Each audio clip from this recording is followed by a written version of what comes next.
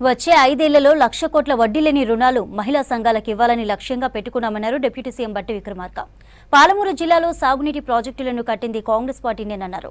8,000 కోట్ల రూపాయలతో రాజు యువ వికాసం పథకం అమలు చేయబోతున్నామన్నారు.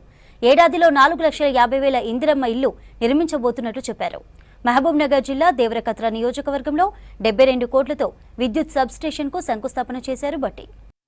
ఆనాటి ప్రభుత్వాలు చేసినటువంటి ప్రాజెక్టులు పూర్తి చేసి నీళ్లు ఇచ్చిన చరిత్ర తప్ప ఈ 10 సంవత్సరాల్లో ఏ ప్రాజెక్టు ద్వారా 1 ఎకరానికి కూడా మహబూబ్నగర్ ఉమ్మడి జిల్లాలో 1 ఎకరానికి కూడా నీళ్లు ఇచ్చినటువంటి చరిత్ర లేదు.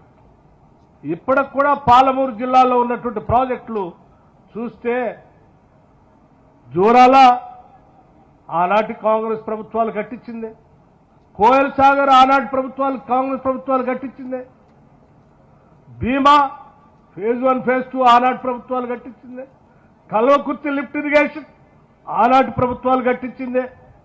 వీటన్నిటికీ నీళ్లు బేస్ చేసుకొని తీసుకోవడానికి కావాల్సినటువంటి స్టోరేజ్ కెపాసిటీ పెంచి కట్టినటువంటి శ్రీశైలం ప్రాజెక్టు ఆనాటి కాంగ్రెస్ ప్రభుత్వాలు కట్టింది. మరి మీరు 10 ఏళ్లుగా ఏం చేశారయ్యా? ఆనాటి కాంగ్రెస్ ప్రభుత్వాలు పాలమూరు రంగారెడ్డికి శాంక్షన్ చేసి డిజైనింగ్ కోసం అప్రూవల్ ఇచ్చి శాంక్షన్ చేసి జీవోని అడ్డం పెట్టుకొని దేవరకద్ర శాసనసభ నియోజకవర్గంలో వచ్చి 2015 జూన్ 11వ తారీఖు నాడు వచ్చి ఇక్కడ కరువెన రిజర్వాయర్ కోసం పునాదులు వేశారు. 3 సంవత్సరాల్లో నీళ్లు మారుస్తామని చెప్పారు. ఎక్కడ 3 సంవత్సరాలండి? 10 సంవత్సరాలు అయిపోయి నీళ్లు మారలేదు.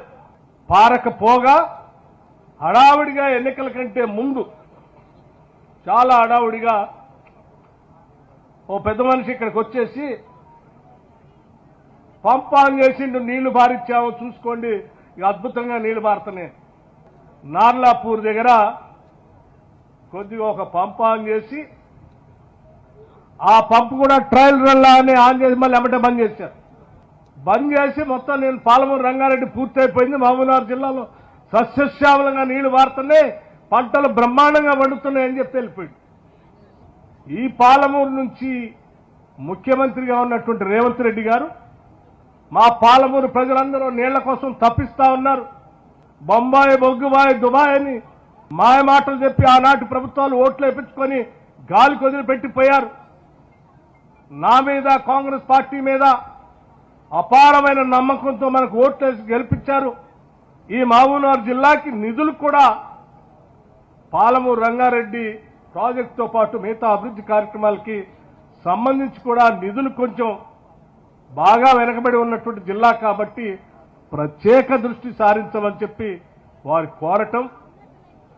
పాలమూరు రంగారెడ్డి సంబంధించిన నీళ్లను కూడా కాంగ్రెస్ ప్రభుత్వమే ఈ జిల్లాలో నీళ్లు పారిస్తుంది. దానికి కావలసినటువంటి నిధులన్నీ కూడా సంపూర్ణంగా